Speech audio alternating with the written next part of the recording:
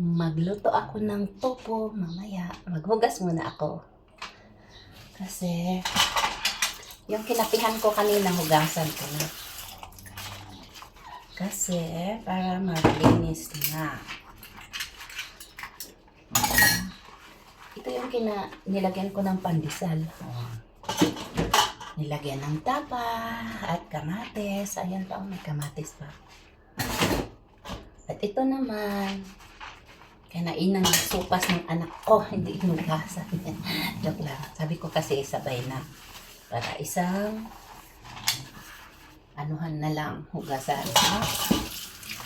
So, ganyan.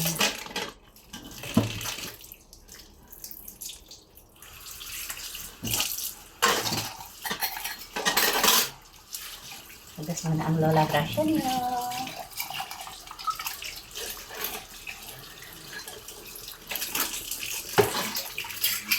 Tataog muna natin bago natin dadalhin sa loob para walang kutsara dito na to. Kasi may initubig naman na.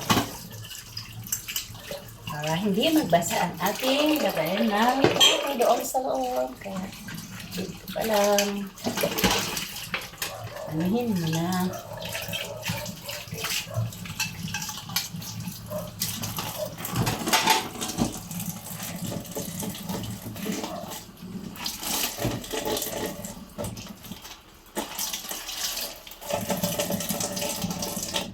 So, yun lang. Tapos na.